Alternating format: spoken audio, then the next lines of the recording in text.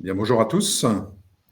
Bienvenue à ce webinaire d'Invarture. Alors, en attendant que tout le monde se connecte, on va vous proposer ce matin un petit sondage que vous allez trouver en bas à droite de votre écran. Et on va parler des données sensibles, puisque c'est le thème de la matinée. Donc, on vous propose un sondage et de répondre à la question suivante. Savez-vous où se trouvent vos données SAP sensibles ? Alors, vous avez le choix entre plusieurs réponses. Oui, tout à fait, si vous êtes très clair avec ce genre de sujet. Oui, partiellement, aucune idée. Ou données sensibles Kesako, si vous ne savez pas à quoi ça peut correspondre. Donc, je vous propose pendant le webinaire de remplir ce petit sondage et on y reviendra au moment des questions et on vous donnera le résultat. Donc, on va attendre peut-être un tout petit peu que tout le monde puisse se connecter et puis on va démarrer d'ici une minute le webinaire.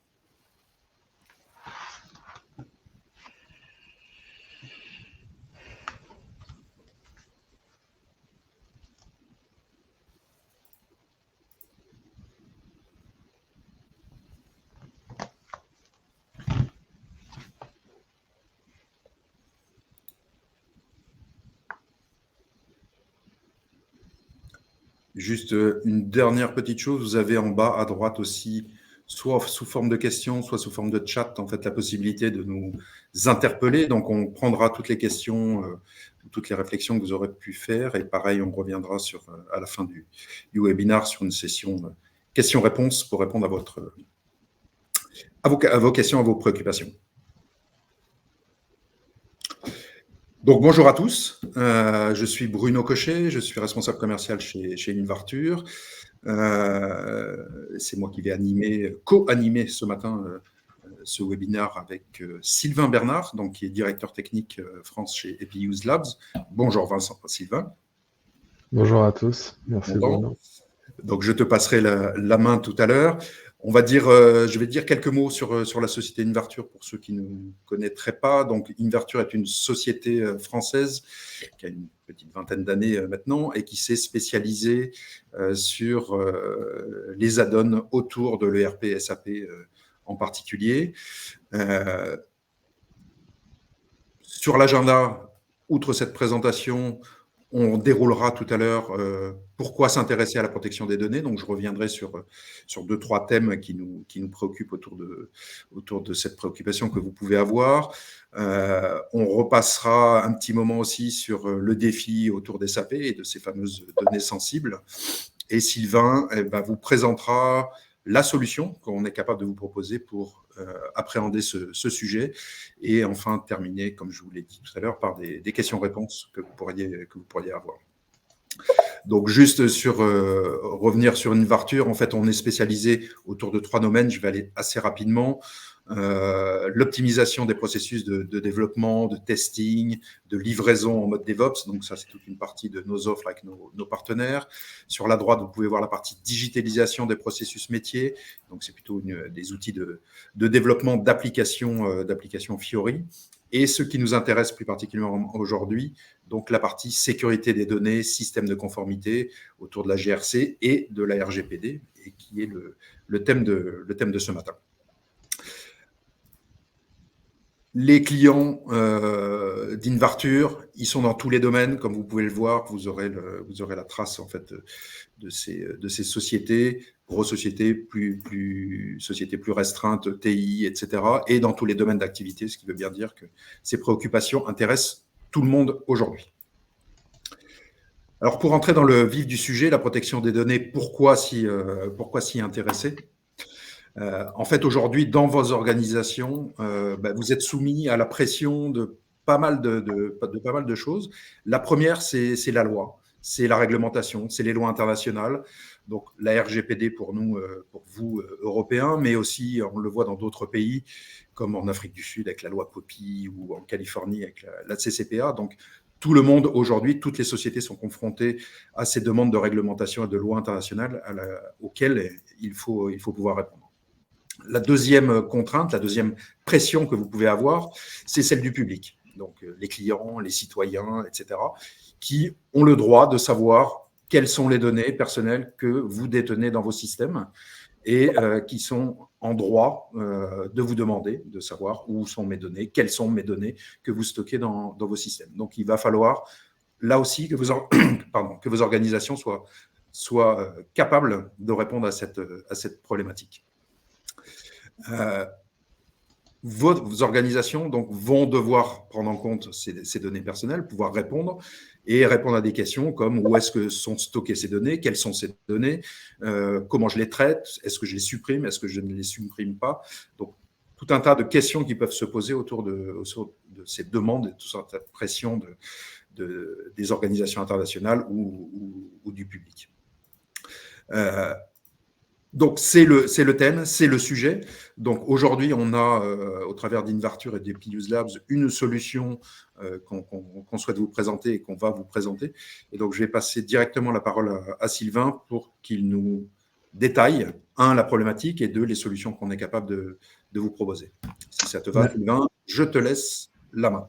Ça me va très bien, merci Bruno. Bonjour à tous. Donc, l'objectif d'aujourd'hui est de passer un petit peu en revue les problématiques autour de la GDPR ou RGPD, savoir comment adresser cela. On va faire une orientation autour de SAP, puisque Epiosav est une société éditrice dans l'écosystème SAP. Il y a quelques possibilités autour de notre outillage pour étudier les périphériques de SAP, parce qu'il va falloir les considérer dans cette problématique. Dans le SI, on sait bien que SAP est un bout souvent important pour le fonctionnement de beaucoup des organisations avec lesquelles nous travaillons, mais il y a bien sûr les périphériques, puisque SAP peut être à la demande de récupération de données de différents systèmes, mais peut être aussi émettrice de ces données, et on va voir cela ensemble. Donc, lors d'une réflexion autour de SAP, il va falloir penser le système SAP avec la présence de ces données, aussi bien sur les environnements productifs que les environnements non productifs, bien qu'il y ait des protections très importantes dans vos infrastructures, avec tout ce qui est maintenant la digitalisation des accès VPN ou tout simplement des acteurs externes qui ont accès à vos données qui sont sensibles pour votre métier. Il est très important de sécuriser aussi bien au niveau productif que non productif ces données à caractère personnel. Pourquoi ? Puisque la stratégie fréquente de nos clients d'outils de copie sont je fais des copies complètes ou même maintenant partielles avec les outillages de DSM vers des environnements non productifs, incluant ainsi l'intégralité des données à caractère personnel, style nom, adresse, coordonnées bancaires, dans des systèmes qui ne devraient pas les contenir. Donc SAP, c'est un ensemble de données modélisées, par exemple pour un salarié autour des infotypes. Ce salarié va être utilisé pour la gestion de la paie, gestion des absences, de ses temps, etc., mais aussi pour, pourquoi pas, les notes de frais. Et dès lors qu'on va identifier cette personne dans le système, elle va peut-être être démultipliée en tant que fournisseur. Ce fournisseur lui-même va être présent en tant que business partner. On sait bien que le futur de SAP va être aux alentours de 2023-2024 pour la fin de la maintenance de R3 et de démarrer avec donc S4, qui est très orienté autour de l'objet business partner. On se trouve donc déjà avec au moins 3 objets qui vont avoir un duplicat de cette donnée. Dans le passé, là, en 4.7, peu de gens utilisaient les BP, et au fur et à mesure, le BP est devenu un point central, presque névralgique du fonctionnement des systèmes, et cela va aller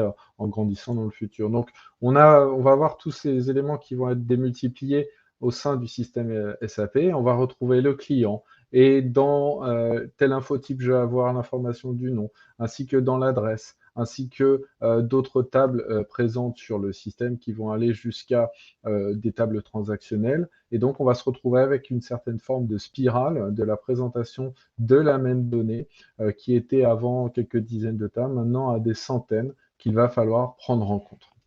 Donc, ce qu'il faut prendre en compte, justement, ça va être de revoir ensemble si j'ai, pourquoi pas, un système CRM, qui veut donc dire que la démultiplication des données de l'ERP va plus loin. Donc, je vais avoir un autre système CRM qui stocke un duplicat d'un nom et d'adresse. Il en est de même pour SRM, pour les gens qui utilisent ce type de système. On va avoir aussi les systèmes BW, qui sont des consommateurs analytiques pour la gestion des systèmes, faire des prédictions, des analyses de résultats qui vont aussi se nourrir dans leurs info-objets des données provenant du système ERP. Et on va donc retrouver des informations style nom ou adresse dans ces types de systèmes analytiques. Bien sûr, on le sait tous, SAP a son socle de base qui est mis à disposition de beaucoup de tous ses clients et qui ensuite est édulcoré, qui est revu avec tout ce qui est table Z, structure Z, programme Z. Bien sûr, on va retrouver dans ces structures et même les éléments de données étendus pour des tables standards, des informations, encore une fois, style données à caractère personnel. L'élément de données nom, par exemple, va pouvoir être utilisé dans des tables Z.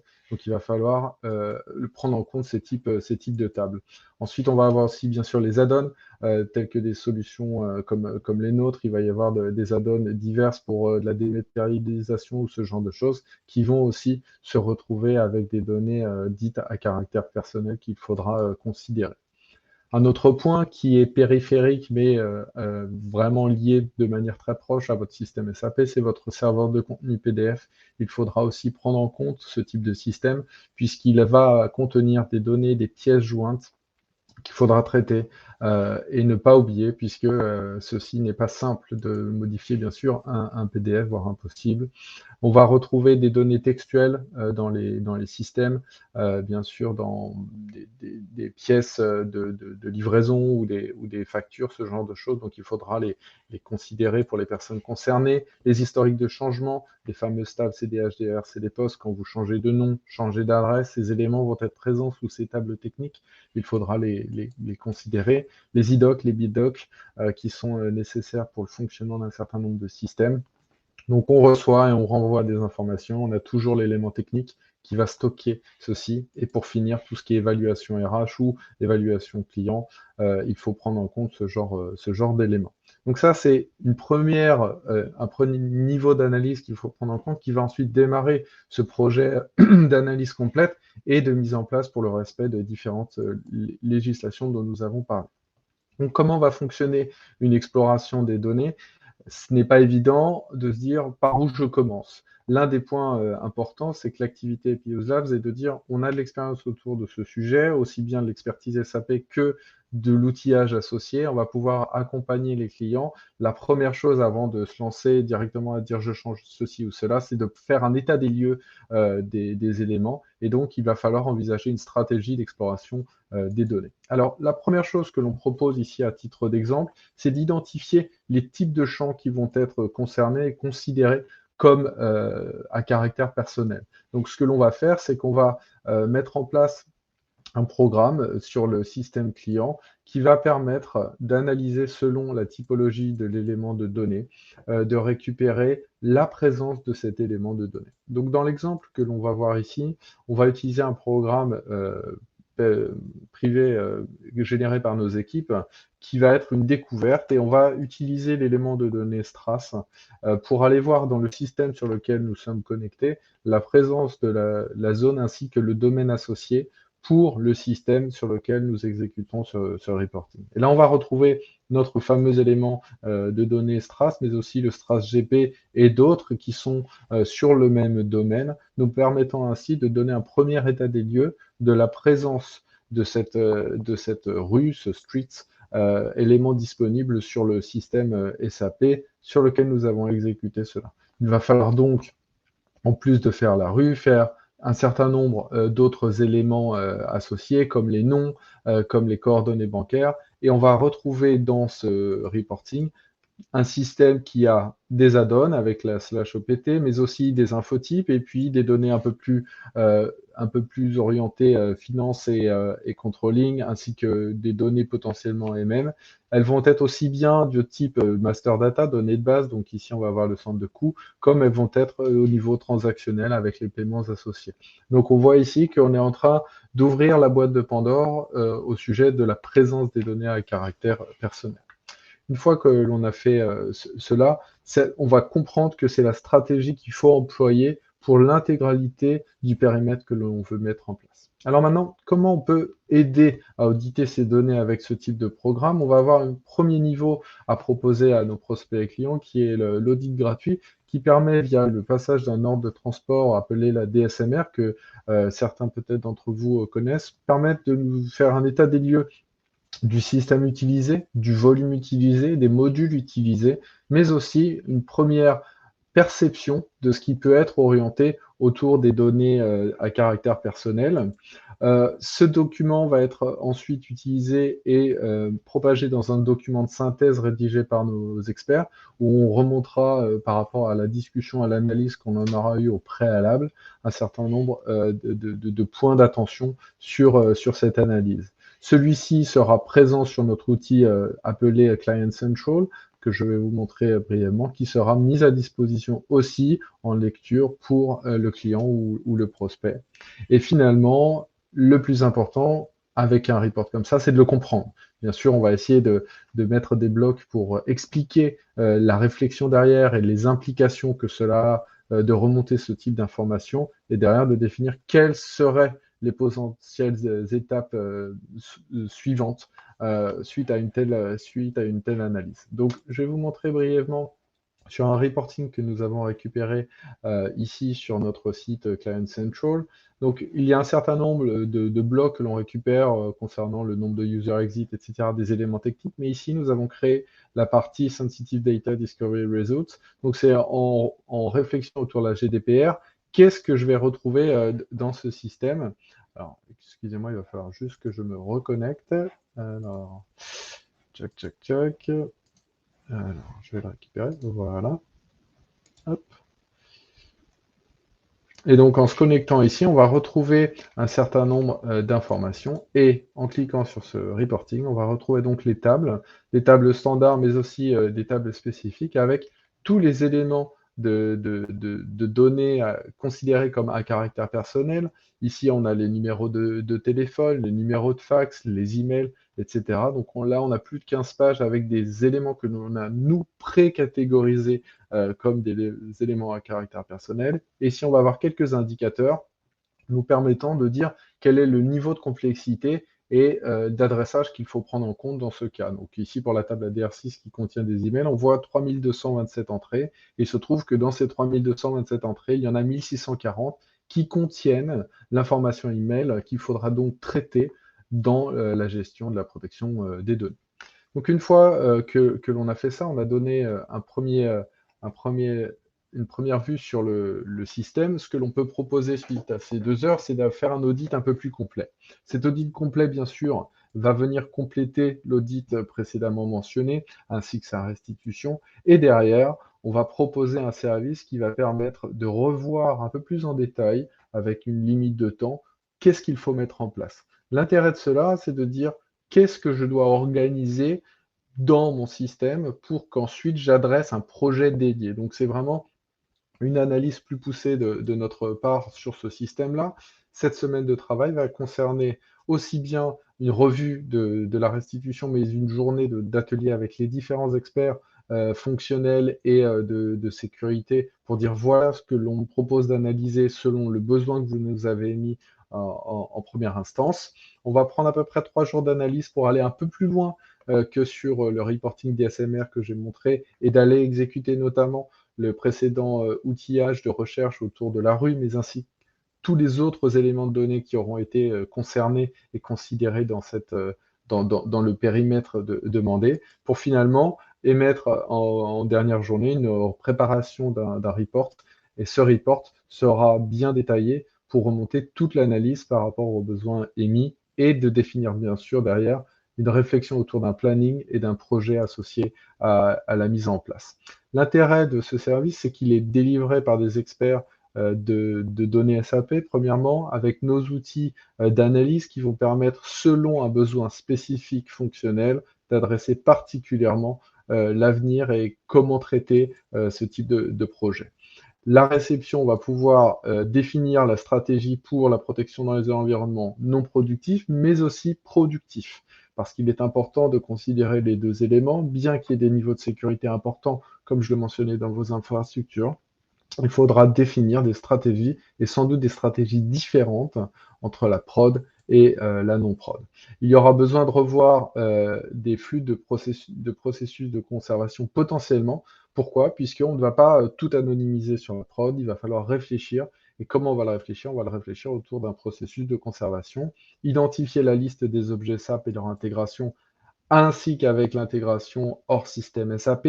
Si SAP consomme, pourquoi anonymiser SAP? Faisons anonymiser la cible et SAP consommera. Et vice-versa, bien sûr, pour l'alignement des données entre ces systèmes. Donc, cette analyse se présentera sous forme d'un document PDF qui contiendra un certain nombre de tableaux, et ces tableaux montreront un certain nombre d'informations, comme on le voit ici, avec le type de requête de la part des fonctionnels, quel est le type de données derrière, qu'est-ce que l'on a pu trouver dans le système, aussi bien sur les tables standards que spécifiques, ainsi que les zones associées à cette analyse.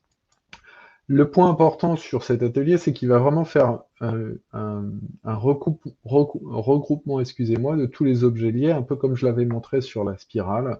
Et on va retrouver donc, suite à la génération d'un business partner, une propagation de ces données jusqu'à un certain niveau dans les données transactionnelles. Donc, on va vraiment faire une prise en compte complète à partir d'un simple élément, entre guillemets, pour retrouver toute cette toile d'araignée complexe, mais que l'on a désacralisée par notre analyse et notre service.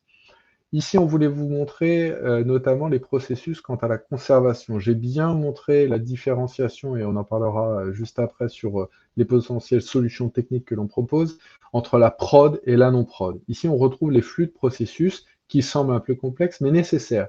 Pourquoi? Parce que lors d'une anonymisation de données en production, lors de traitement par rapport à ces règles, il va falloir faire un certain nombre de contrôles pour dire si on peut autoriser ou non le traitement de la donnée pour qu'elle disparaisse, tel que le propose l'article 17, qui est le droit à l'oubli des données. Donc il y aura un certain nombre de requêtes et de vérifications fonctionnelles qu'il faudra discuter et aussi bien sûr mettre en place pour dire finalement je maintiens cette donnée parce qu'elle ne rentre pas dans le scope de notre anonymisation, ou bien je fais bien la protection dans mon environnement productif. Pour finir, je voulais faire un rappel des autres solutions qui pourraient aider suite à un tel atelier à adresser cette problématique. Bien sûr, on fait bien ici une scission puisqu'on a un service dédié qui permet d'analyser et de vous proposer une vue globale de vos données avant de dire nous pouvons être aussi en plus acteurs sur la réponse technique. Le premier point, pour répondre à beaucoup de problématiques liées au CNIL local et notamment ici française, c'est d'utiliser la solution Data Secure qui permet en fait l'anonymisation des données des environnements non productifs. Ça permet un premier niveau de protection en disant en dev en qualité, j'ai protégé tous les noms, toutes mes adresses, toutes les coordonnées bancaires pour ce que j'ai sur une copie de système qui a été réalisée il y a quelques temps. Ensuite, on peut adresser la partie productive avec les solutions Data Disclose qui va permettre lui un reporting des données qui sont considérées comme sensibles au niveau ECC, peut-être les périphériques SAP ou peut-être même des périphériques non SAP. Il y a des API entre ces différents systèmes pour dire sous forme PDF, voilà ce que j'ai pu trouver sous le nom d'une personne dans SAP qui sera le maître de cette demande et sur ces périphériques. Ce document ensuite est proposé au demandeur et ensuite il peut demander l'activation de l'article 17 que je mentionnais précédemment, qui est la suppression ou l'anonymisation de ces données. Donc la stratégie de DataRedact sera la suppression d'un certain nombre d'informations spécifiques, mais aussi et surtout l'anonymisation de celles-ci pour dire le salarié 1000 demande à être oublié, il a l'autorisation de le faire, et DataRedact n'ira pas supprimer le salarié 1000, par contre il supprimera la personne associée à celle-ci, à savoir Monsieur Sylvain Bernard, salarié 1000, deviendra Monsieur Redacted ou Monsieur Anonyme, tout en gardant tous les flux et les historiques. Mais toutes les données provenant à ma personne ne seront plus disponibles telles que mon adresse personnelle. Finalement, Data Retain, c'est l'outil de processus que je montrais précédemment qui, lui, plutôt que de passer par un outil d'identification spécifique, fera une coupe large en disant, selon des règles métiers, je veux regarder quelles sont les données qui n'ont plus été utilisées pour tel client depuis 11 ans, y a-t-il des encours, etc. Non, et pousser vers DataRedact de manière proactive des données à supprimer ou à anonymiser dans ces systèmes. Donc voilà pour ce que je voulais présenter du côté de l'assistance CPUs Labs. Donc un service gratuit qui permet de faire une première analyse, un service un peu plus complet qui va compléter cet élément de gratuité et de l'audit avec d'autres analyses plus poussées et finalement potentiellement aussi un autre projet pour adresser la RGPD ou la problématique locale. Donc je vais redonner la main à Bruno. Merci Sylvain. Mais écoutez, j'espère que cette présentation était claire. On a quelques questions qui ont été posées pendant le webinaire, donc on va s'attacher à essayer d'y répondre. Je vais peut-être directement passer, on vous avait proposé un sondage au début de ce webinaire. La question étant, savez-vous où se trouvent vos données SAP sensibles? Alors c'est assez intéressant en termes de résultats. C'est assez rassurant parce que oui, partiellement, c'est 70% des réponses, ce qui veut dire que vous savez à peu près où sont vos données sensibles, mais ce qui veut dire aussi que vous n'avez pas forcément l'exhaustivité des informations, ce qui est important pour pouvoir répondre aux différentes réglementations. Une petite part en fait de réponses données sensibles qu'ESACO, donc c'est 15% de l'auditoire, ce qui veut bien dire qu'il faut être capable aujourd'hui d'identifier ces données sensibles, savoir quelles sont-elles et où sont-elles. Et dernière petite remarque, le oui, tout à fait, c'est 0%, ce qui veut bien dire que c'est un sujet à prendre en compte, c'est un sujet à travailler, parce qu'aujourd'hui, personne ne sait exactement où se trouvent ces données sensibles et étant capable de les identifier. Donc, merci pour la réponse à ce sondage qui est très instructif. Je vais passer aux différentes questions. Donc, la première, les solutions SAP intègrent-elles les solutions SAP intègrent-elles by design la pseudonymisation pour assurer la protection des données? Alors, moi, je ne suis pas capable de répondre à cette question. Peut-être que Voilà. Ouais, je Sylvain. vais essayer d'y répondre. Alors, je ne suis pas un expert juridique pour pouvoir dire quelle est la différence entre pseudo et anonymisation. Ce que je peux vous dire, c'est que par rapport aux solutions que l'on propose, on va chercher, comme j'ai donné l'exemple, à transformer la donnée réelle avec une donnée factice pour permettre de rendre méconnaissable une donnée de la vie réelle. L'autre point important, qui est souvent lié avec la pseudonymisation, si je me souviens bien, c'est qu'est-ce que je peux faire avec quelque chose où je voudrais faire un retour arrière. Nous, on ne peut pas le faire, puisque la stratégie que va employer l'outil, c'est de dire, vous avez décidé d'anonymiser ces données, vous mettez en place une structure avec vos responsables RSSI, DPO pour dire, le processus est validé avec différents tests avant la mise en prod, il n'y aura pas de retour possible arrière. Tant qu'elle a été validée, elle est actée, il n'y a aucune trace dans votre système, sachant dire que le salarié 1000 qui s'appelait Sylvain Bernard, maintenant s'appelle Monsieur Anonyme. On ne peut pas retrouver ça dans le système, il n'y aura plus d'informations pour garder cette protection. Voilà le point important que je voulais mentionner. Merci Sylvain, j'espère que ça répond à votre question. Voilà, ce que vient de mentionner mon homonyme, Monsieur Bernard, eh bien, la pseudonymisation permet le retour arrière. Notre stratégie n'est pas de permettre effectivement le retour arrière en disant c'est fait et ça reste tel quel. On peut garder une log à titre conservatoire pendant un mois, mais l'idée, ce sera quoi qu'il arrive, une fois que c'est fait, c'est fait. Juste une petite remarque avant que je l'oublie. Vous avez dans le chat, en fait, un lien. On vous a posté un lien sur la partie assessment gratuite que Sylvain vous a développé. Donc, n'hésitez pas à la télécharger. Ça vous donnera des bonnes infos. La question suivante. Pour rendre vos résultats d'analyse, c'est automatique ou une étude de notre architecture doit-elle vous être fournie? Point d'interrogation. En bref, est-ce que cela tourne quelle que soit la custo et les machines communicantes? Alors, clairement, pour l'audit gratuit, on vous donne le report DSMR qui vient s'installer sur votre système SAP, peu importe quel type de système nous sommes. L'idée de l'expression, ensuite de la traduction de son exécution sous forme de document, sera analysée en détail. Le point, c'est que sur la partie gratuite, on va être sur quelque chose d'un peu haut niveau. Une fois qu'on sera sur un audit plus complet, il sera vraiment nécessaire d'avoir une cartographie de vos systèmes, votre infrastructure, pour ensuite dire ce dont je vous parlais avec les liens en envoyant des données depuis SAP vers non SAP ou l'inverse, pour dire quelle est ensuite la stratégie et l'impact sur les flux, pour dire comment on va adresser, quel point doit-on adresser et à quel niveau. Merci Sylvain. Une question sur nos références, Invarture et Piuse. Avez-vous des cas clients sur lesquels vous communiquez? Nous en avons, Je peux donc apporter une première réponse je t'en prie, vas-y Bruno.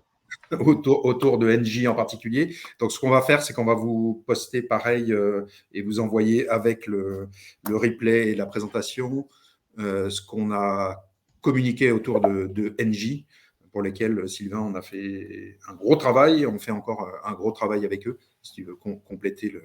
Tout à fait. Donc, c'est un des clients importants. Donc, sur d'autres clients, nous ne sommes pas allés aussi loin que nous l'avons fait sur NJ. Nous avons fait que de la non-prod. Sur d'autres systèmes internationaux, nous avons réalisé ce même type de programme. Donc, nous avons clairement des retours d'expérience avec vraiment de l'apprentissage et des revues sur les projets, avec bien sûr des différences entre un système et un autre. On parle NJ, NJ c'est un monstre au niveau de la taille de système. On a d'autres clients sur des choses un peu plus petites. NJ, la particularité, c'était qu'on était sur à la fois un ISU et un CRM. Donc ISU, c'est déjà un bout particulier, plus la connexion avec le CRM. Voilà, ça fait beaucoup de choses et y a un vrai apprentissage autour d'un tel projet. Et donc une belle maîtrise là-dessus, il n'y a pas de souci. Merci Sylvain. Une question sur le timing. En cours d'upgrade vers S4HANA pour 2023, quel serait le bon timing pour faire cet audit? Ah, excellente question. Alors, elle est difficile à répondre. Je pense pas avoir de bonnes réponses. Je pense qu'il y aura des pour et des contre. Il faut voir qu'est-ce que vous voulez récupérer sur S4. Est-ce que le travail au préalable de transformation dans votre R3 sera bénéfique en tant que consommateur pour S4 lors d'un upgrade ou lors d'une implémentation partielle, récupération partielle des données depuis R3 sur S4 ou en post S4? Je pense que les deux sont faisables. Après, il faut voir, parce qu'on sait bien qu'un projet S4, c'est un projet important. Si on rajoute en plus ce projet-là, il faut être sûr que vous soyez en capacité à tester, à valider ces données, à auditer ce qui aura pu être réalisé en combinatoire avec le S4. N'hésitez pas, de toute façon, pour ces questions, si vous voulez qu'on y revienne, on pourra vous contacter, on pourra se contacter et réfléchir un petit peu plus en détail avec vous sur ce bon timing, hein, s'il y en a un. C'est un bon point. Je vais juste rebondir sur un dernier point pour être vraiment bien clair là-dessus. C'est un projet à part entière. Donc là, on vous a décrit un audit gratuit, un audit plus complet, détaillé avec 5 jours. Mais derrière, on va falloir vraiment catégoriser selon les systèmes et la complexité de votre récit, un vrai planning avec test 1, test 2, mise en prod pour tout cela. Donc c'est un projet de plusieurs mois. Ouais, c'est clair que c'est un réel projet, c'est pas Voilà, simplement l'implémentation d'outils. c'est ça. Une question, proposez-vous des options d'anonymisation à la volée, affichage à l'écran de données anonymisées, mais conservées intactes dans la base de données? Alors, c'est une question qu'on reçoit beaucoup. C'est une stratégie que l'on n'a pas décidé de poursuivre. Elle serait possible, mais ça demanderait un développement. Nous sommes partis plutôt sur le développement direct de la base de données. Pourquoi? C'est vraiment un choix, hein. C'est juste pour dire tout simplement si cette donnée doit être protégée, autant la protéger directement en base pour éviter tout risque de vol de données ou vol de base de données ou de backup permettant sur un autre système, une fois hacké, de pouvoir les lire avec des accès étendus. Donc c'est notre stratégie, c'est de pas passer par une interface, c'est vraiment de le faire en base directement. Une fois que c'est fait comme je l'avais mentionné précédemment. Merci. Une question, comment s'assurer que les utilisateurs de données personnelles via les API respectent certaines règles? Alors, ouais, vas-y. Je t'en prie. Non, non, non, je t'en prie. Ouais. Donc par rapport à ça, sur les autres, infras ou sur les autres systèmes, il va falloir, ben, comme je le disais sur l'exécution d'un tel projet, vérifier la cartographie des flux, pour pouvoir dire, bah, l'autre système, lorsqu'il va consommer les données, de toute manière, n'aura pas le choix. Si par contre, on a une décorrélation, des données, entre ces 2 environnements, il faut bien que dans leur projet, ils soient pris en compte, pour, le faire en parallèle. Et chez Engie, c'est ce qui s'est passé. Il y a certains systèmes périphériques qui ont fait l'anonymisation de leur côté sans consommer ce que nous faisions. Donc ça fait partie du projet. Merci beaucoup. Mais écoutez, je crois que c'était la dernière question, à moins qu'il y ait un dernier soubresaut de quelqu'un qui souhaite prendre la parole. Donc encore une fois, on vous a posté la présentation, le replay en fait du webinar, la référence dans le chat. Vous avez pu voir la référence sur NJ qui est très marquante, très intéressante. Ah, mais voilà, j'avais une dernière question. Dans le cadre du droit à l'oubli, avez-vous dans votre logiciel la possibilité de faire pour une personne à la fois? Oui, tout à fait. Donc c'est un peu ce que j'ai essayé d'exprimer précédemment sur le data disclose à l'opposé du data redact. Donc à l'opposé, excusez-moi, du data retain, le data disclose permet de répondre premièrement à la problématique du droit d'accès de l'article 15 et permet donc de répondre si moi je veux contacter un de mes fournisseurs, de leur dire voilà, qu'est-ce que vous avez à mon sujet. Ils vont avoir, grâce à data disclose, un, un enquêteur, un investigateur dans le système pour aller récupérer les données, les mettre sous format de fichier PDF, et l'étape d'après peut m'autoriser de faire ma demande d'article 17 et donc de pousser de manière individuelle Sylvain Bernard vers ce système Data Redact qui va lui se charger de l'anonymisation des données dans l'environnement productif. Donc ça, on voit bien deux opposés dans l'exécution, le data disclose pour l'affichage et le data retain pour l'identification.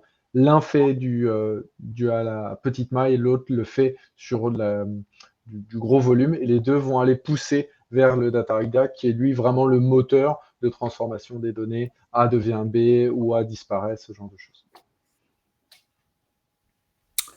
Merci Sylvain. Je voulais tous vous remercier de votre présence ce matin. Je pense qu'on était assez nombreux. Il y a pas mal de questions. N'hésitez pas et continuez à potentiellement nous poser des questions. On est présent. Vous voyez notre numéro de téléphone, notre adresse mail. Donc, n'hésitez pas à nous contacter. On est là pour répondre avec Sylvain, avec les gens d'EpiUse et Invarture aux différentes questions que vous pouvez vous poser. Et c'est bien naturel. Donc, on reste à votre disposition pour tout ça. Merci d'avoir participé au sondage. Je sais que c'est un peu d'actualité en ce moment, mais voilà, c'était bien de pouvoir répondre à ce genre de questions pour donner une vision un petit peu plus claire sur cette problématique de la sécurisation et l'anonymisation des données. Merci Sylvain pour ton temps et je vous dis à très bientôt pour une nouvelle session d'Invarture. Merci à à tous. tous. Bonne Merci. journée. Au revoir.